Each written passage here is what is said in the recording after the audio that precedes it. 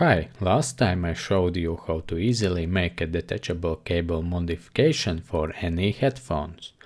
Today I will show you how to fix your 3.5mm jack in 5 minutes and save money without buying a new cable. Here is the cable that was left after the headphone mod.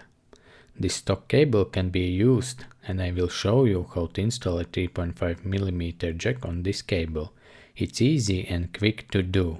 By learning these tips and tricks, you will be able to fix any broken 3.5mm jack. To do this, you will need to ask your grandmother for a soldering toolkit, and you need to buy a 3.5mm replacement jack. The link to it is in the video description. Also, some heatshrink tubing will come in handy. Start by putting the jack housing on the cable, because after soldering you will not be able to put it on. Then carefully remove the cable's outer jacket without damaging the inner wires, and divide the wires by colors. Tint the gold wire. This will improve the soldering quality and make soldering easier. Tint the jack contacts as well.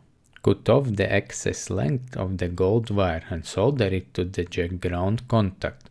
In my case, the gold wire is for the ground. Next, tint the blue wire, which is the left channel wire. Cut off the excess length and solder this wire to the left jack contact. Then do the same with the red wire, which is for the right channel. Tint the wire, cut off the excess length and solder this red wire to the right jack contact.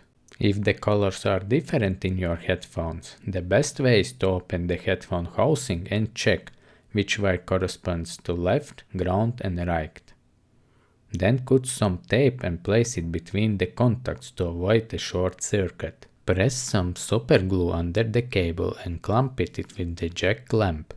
Cut a small length of heatshrink tubing and stretch it bigger, so you can put it on the jack. Apply glue to the jack clamp and put the heatshrink tubing over the top. This will provide extra cable fixation. Cover the contacts with your grandfather's nail polish to protect against short circuits. Apply super glue over the top of the both, the contacts and the heatshrink tubing, and screw the jack housing tight.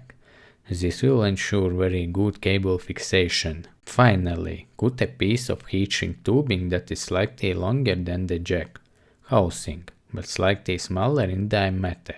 Stretch it, apply super glue where the cable enters the jack, and put the heatshrink tubing over the top. This will improve the look of the repair jack and improve the cable fixing. And that's it. Now my rebuilt headphones will have a good stock cable.